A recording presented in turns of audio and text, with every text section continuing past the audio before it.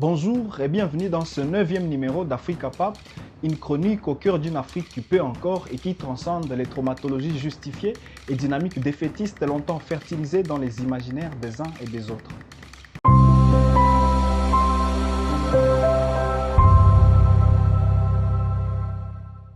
S'il est impératif aujourd'hui de se demander qui sont les Africains, quelles valeurs ils représentent et quelle histoire ils pèsent, l'on ne peut se passer de la problématique de la littérature africaine. Jouant un rôle essentiel dans la transmission de l'âme, la littérature africaine souffrirait d'identité, de reconnaissance et d'exaltation. D'où les questions, existe-t-elle une littérature africaine? Comment les écrivains africains, tout en restant universels, s'identifient-ils à l'Afrique? Ont-ils leurs lettres de noblesse en s'identifiant dans la littérature française, anglaise, lusophone et autres? Les considérations telles que littérature africaine d'expression française-anglaise conviennent-elles pour désigner la littérature africaine? Peut-on parler de littérature africaine quand celle-ci est en langue étrangère? C'est tout ce que nous voulons dans ce numéro que nous voulons, surtout prospective. Mais pour poser les bases, on peut commencer plus loin. La littérature africaine n'est née pas avec l'arrivée des esclavagistes, ni plus tard avec celle des colons. Les pièges effectivement est de penser qu'avant l'arrivée des esclavagistes, les Africains ne connaissaient ni lire ni écrire et que c'est avec les langues des esclavagistes qu'ils ont appris à lire et ont commencé à écrire dans ces langues-là. Même à l'école secondaire, lorsque l'on apprend aux élèves la littérature africaine, on explique qu'il y eut une longue période d'oralité et on parle des écrivains africains d'expression française, lusophone ou anglaise comme une certaine première couche des explorateurs de l'écriture annonçant la genèse de la littérature en Afrique. Et pourtant, non seulement depuis des millénaires et dans plusieurs parties du monde, les écritures existaient avec leur alphabet propre, mais également il existait des œuvres littéraires, quand bien même certains posant des difficultés d'identification de leurs auteurs. Parmi les écritures, on peut entre autres citer les hiéroglyphes en Égypte, les systèmes d'écriture gueuse en Éthiopie ou encore l'alphabet touareg tifinagh qui existe depuis le 3e siècle avant Jésus-Christ. Et des œuvres littéraires déjà avant l'arrivée des esclavagistes, les livres de morts des anciens Égyptiens, les textes de pyramides et les livres de vaches du ciel, et même certaines œuvres reproduites qui datent de très longtemps, à l'instar de l'épopée de Sundiata ou encore l'épopée de Mvets que l'on trouve chez les Francs-Vets. Sans rappeler que la bibliothèque la plus célèbre de l'Antiquité est celle d'Alexandrie, détruite complètement en 642 sur ordre du calife Omar ibn al-Khattab. Avec ces petits exemples, il est donc aberrant aujourd'hui pour les systèmes éducatifs de continuer à enseigner aux jeunes qu'avant les esclavagistes, il n'y avait qu'une culture de l'oralité en Afrique et que les colons esclavagistes ont amené l'écriture et l'ont apprise aux indigènes africains qui ont alors commencé à pondre des œuvres dites utilitaires. Mais après, qu'est-ce que devenue la littérature africaine? Complètement coupée de ses racines, non seulement qu'elle s'exprime aujourd'hui dans l'écriture des esclavagistes de l'époque, mais aussi elle s'exprime dans leur langue et parfois avec une négation qu'elle fut avant leur arrivée. En quête de l'universalité, les néo-écrivains africains refusent de s'enfermer dans des sujets afro-africains. La mondialisation n'a-t-elle pas pour objectif la standardisation de tous les aspects de la vie humaine partout dans le monde et donc la fête de l'étrangeté? Comment ces écrivains de la migritude vivent-ils leur hybridité identitaire, s'interroge Tundaki Tengengoy lorsqu'il évoque la revendication identitaire à l'altérité dans l'universel, parlant de la littérature africaine. Malgré les bases posées par Mopouko Mofolo, le Fengungi Wationgo et les efforts de quelques auteurs modernes et leurs œuvres en langue africaine, notamment Kanu Awale de Samba Niare, Ndoto ya Amerika, Siku Njema de Ken Walibora, Domi Golo de Boubacar Boris Diop et Bamba Kinshasa Makambo de Richard Ali Amutu. Il y a donc un autre courant dont les auteurs sont plus marqués par la migration ou par la mondialisation que par leur pays d'origine. Beaucoup d'écrivains refusent en conséquence d'être perçus comme des auteurs africains. Ils refusent aussi de devoir se référer dans leurs textes à l'Afrique noire ou d'écrire des littératures qui s'occupent de manière engagée des problèmes du continent. Ainsi, Henri Lopé exprime clairement sa volonté d'échapper à son identité originelle lorsqu'il dit « C'est-à-dire que je me considère aussi héritier de ce qu'ont écrit Confucius, Floribert ou Aragon. C'est dont l'œuvre m'inspire, c'est dans ce réseau international que j'échappe à mon identité originelle. » Et Alain Mabankou, lui, claque carrément la porte et se plaint sans filtre. Nous ne sommes pas les pompiers de l'Afrique à devoir éteindre le feu sur les continents. Mais Alain Mabankou n'est pas le seul à les penser. La citation la plus forte et la plus provocatrice vient alors des Kossi et Fouy qui tapent sur la table et dit « L'écrivain africain n'est pas salarié par le ministère du Tourisme. Il n'a pas pour mission d'exprimer l'âme authentique africaine. » Comprenons une fois pour toutes que nous n'avons pas de parole collective. Nous ne devons allégeance à personne. Méfions-nous des crispations identitaires, elles constituent un réservoir où puise la mondialisation. La meilleure chose qui puisse arriver à la littérature africaine est qu'on lui foute la paix avec l'Afrique. Pourtant oui, un écrivain écrit pour être élu, poursuit-il. Or, l'immense majorité du public africain était analphabète lors de l'éclosion de ce qui est dite littérature africaine d'expression française, anglaise, hispanique ou lusophone. Pour qui les écrivains africains francophones de la première génération écrivaient-ils? Les premiers écrivains africains devaient se tourner vers le seul interlocuteur du moment qui pouvait les comprendre et les juger, les publics européens. C'est ces publics que les écrivains essayeront de persuader de reconnaître la grande valeur des traditions et des coutumes noires. C'est à lui aussi qu'ils feront parvenir leur premier cri de révolte contre le système colonial, ainsi leur soif de liberté. Et après, n'est-il pas temps de reconsidérer cette stratégie? C'est tourne Tundaki Tengengoy, mais les écrivains précités les conçoivent comme une attaque et y répondent par une contre-attaque. Pourtant, la littérature véhicule des imaginaires et les écrivains africains, 80 ans à peine, ils ont commencé à être attendus, ne doivent pas oser dire que la littérature a assez servi les causes de véhiculer les forces imaginaires pour l'Afrique pour qu'ils se tournent maintenant au monde. Ce n'est sûrement pas une attaque, ce n'est même pas une censure à la liberté de penser, c'est un rappel à un strong moral obligation.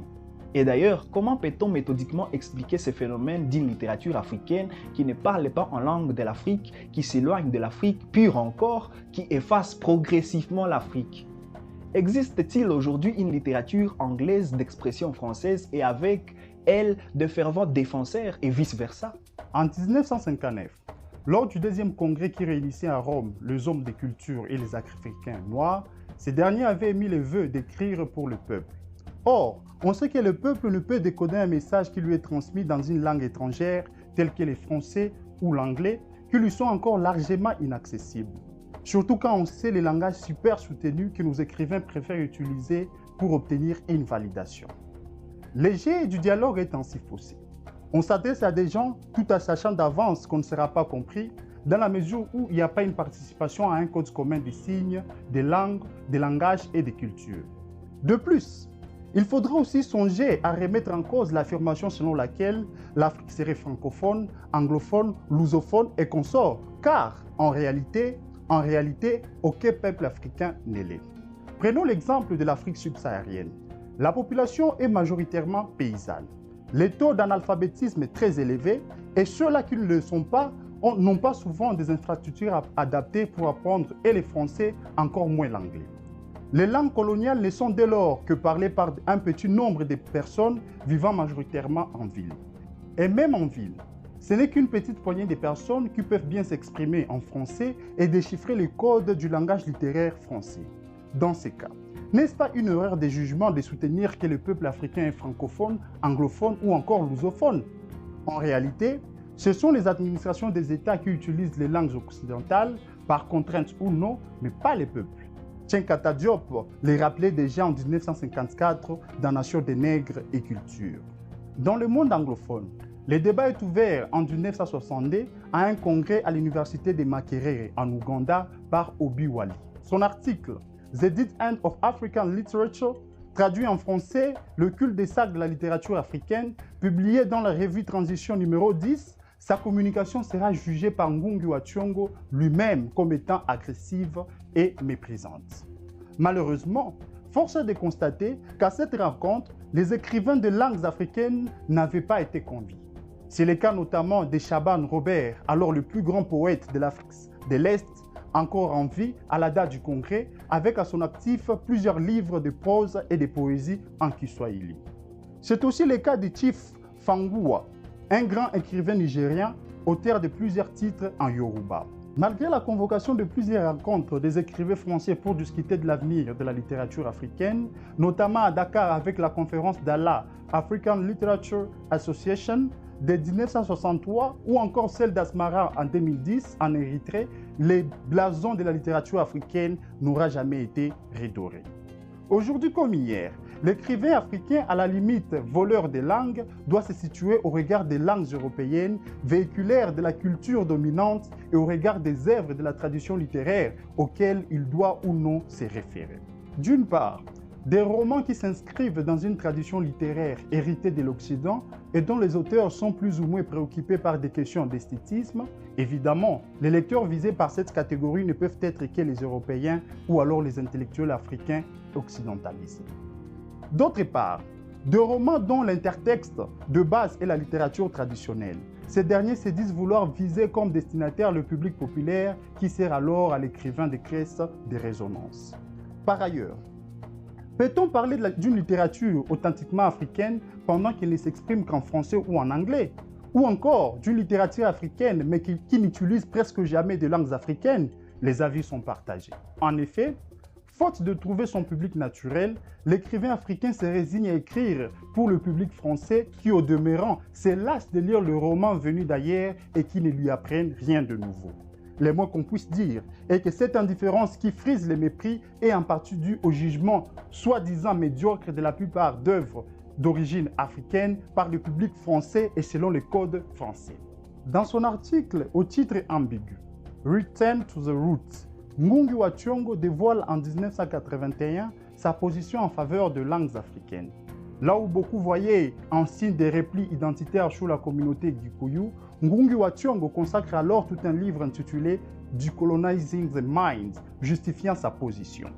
Il révèle donc avec raison que la langue constitue un vecteur de l'unité spirituelle d'un peuple. Wa Thiong'o soutient également que les passages à l'écriture en Gikuyu, longtemps critiqué au motif que sa décision ne serait pas fondée, surtout à l'ère de la mondialisation, Wa Thiong'o proteste et surtout contre ceux-là qui estimaient à son temps que les langues traditionnelles étaient archaïques. N'a-t-il pas donc raison de dire qu'il n'y a rien de mal lorsqu'un groupe tente de promouvoir l'extension de sa langue?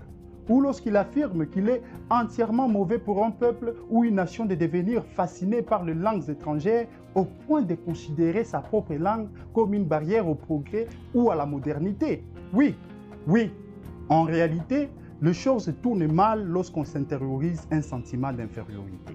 En revanche, même ceux des auteurs africains qui ont tenté de se plier en quatre pour peaufiner leurs œuvres dans les langues des autres, l'histoire renseigne que rares sont ceux-là qui ont eu la reconnaissance. À ce sujet, le cas de Léopold Sédar Senghor est très éloquent.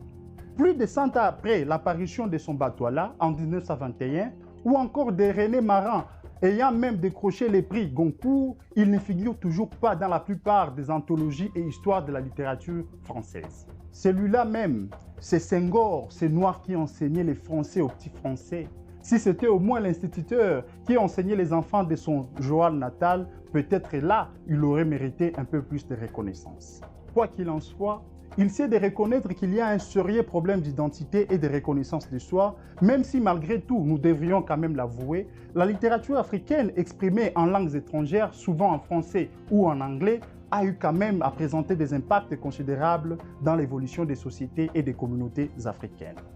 Aujourd'hui comme hier, la littérature présentée en langues occidentales possède une grande place dans l'évolution et l'émergence des sociétés et a d'énormes impacts, bien que conjoncturels, sur la politique des pays africains. Toutefois, en dehors des batailles politiques, la dépendance et l'influence linguistique présentent également des effets immédiats dans les domaines culturels comme historique, littéraire, linguistique et bien même éducationnel. Du point de vue culturel, la langue véhicule la culture d'un peuple. Chaque mot représente une histoire, chaque nuance est un trait culturel. Comment pourra-t-on véhiculer sa culture dans les roues d'un véhicule d'une autre culture? D'un point de vue historique, plusieurs éléments sont par les faits omis ou mal interprétés par cet écrivain visiteur qui ne pourrait pas être en mesure de décrire l'histoire d'une communauté quelconque sans en connaître le contexte culturel, social, économique et bien même politique. L'attitude des grands écrivains africains tend à conforter Hegel dans sa tombe, lui qui disait déjà en 1830 dans son livre de philosophie de l'histoire où il estime que l'Afrique n'est pas une partie historique du monde. Elle n'a pas de mouvement historique en elle. Sa partie septentrionale appartient au monde européen ou asiatique.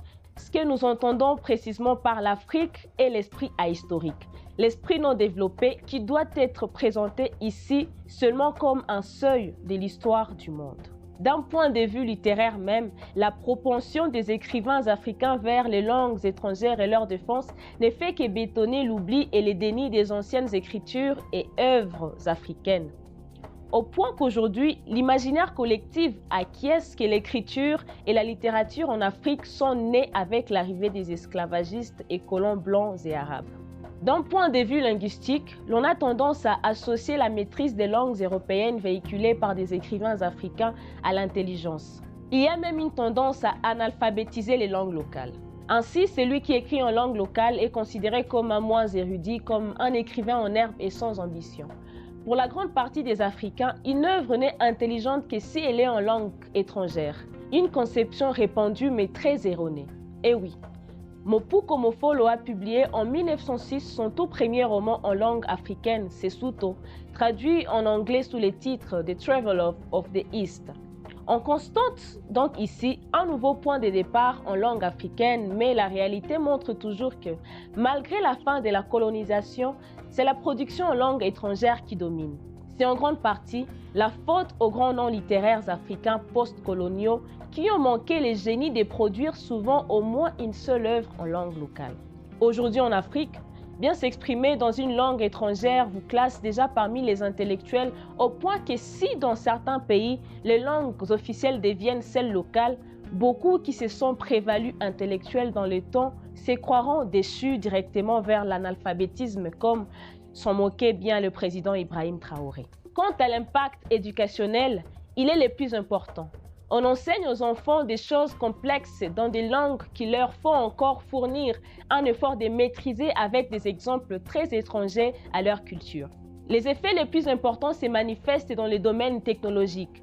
Les pays aujourd'hui qui ont pu sortir des trous dans lesquels ils étaient il y a 70 ans du point de vue technologique sont ceux où l'éducation de base se donne en langue locale, où les élèves comprennent les notions élémentaires des mathématiques, physique et chimie en langue locale avant de poursuivre avec l'intégration d'une langue étrangère une fois aux études supérieures. De ces points de vue, on peut faire un clin d'œil d'admiration à la Tanzanie, au Kenya, au Rwanda, pour ne parler que des pays limitrophes à la RDC dans lesquels la révolution technologique n'est plus un mythe. Alors, qu'est-ce qu'il faut faire? Peut-être bien l'occasion de rendre hommage à Ngugi wa Thiong'o, un bel esprit qui vient de nous quitter. Il faudra d'abord évaluer l'impact de la littérature africaine sans identité propre jusque-là. C'est ce que nous faisons déjà ici en nous posant des questions qu'il faut. Autant, il est aussi important de se demander si nous, Afrique capable, ne sommes-nous pas aussi tombés dans ces pièges? À qui nous nous adressons? Qui nous écoute? Quelle est notre cible? Notre message est-il accessible? Notre style linguistique n'est-il pas aussi sophistiqué à la française? Évaluer la littérature africaine aujourd'hui, c'est aussi évaluer Afrique capable qui en est un de résidus. Et alors, faire une pierre deux coups. D'abord, il faudra réformer les systèmes éducatifs. On ne peut pas avoir un système éducatif dans lequel, pour entrer, il faut s'oublier, rompre avec ses racines culturelles profondes et espérer qu'il soit une opportunité pour la prospérité des peuples. Dans des pays comme la République démocratique du Congo, le système éducatif ne représente aucune opportunité pour les pays. La preuve en est son état. Il faut le réformer, l'adapter, en faire une fierté pour le peuple.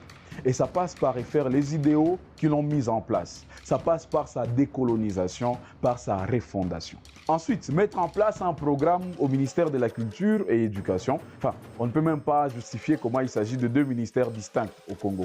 Instituant un programme donc de traduction des ouvrages phares qui appartiennent au patrimoine historique et culturel de nos pays. Le go aura été lancé. Réglementer les bibliothèques et librairies en imposant un quota de livres en langue locale. Parce que, il faut qu'on se le dise, le problème c'est aussi l'accessibilité, même du petit nombre d'ouvrages écrits en langue locale. Et qu'en parallèle, soit aussi érigé de musées vivants, que soient mobilisés des fonds promotionnels d'une littérature authentiquement africaine, parce qu'elle doit d'abord être réellement africaine avant d'en être une pour tout le monde.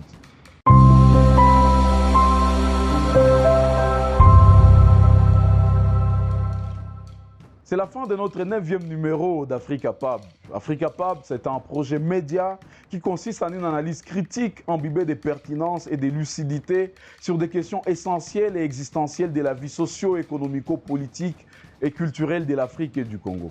Africa Pub se veut être un germoir de repères critiques sur notre destinée, un espace objectif de profonds questionnements sur notre agir ensemble afin d'assumer notre grandeur.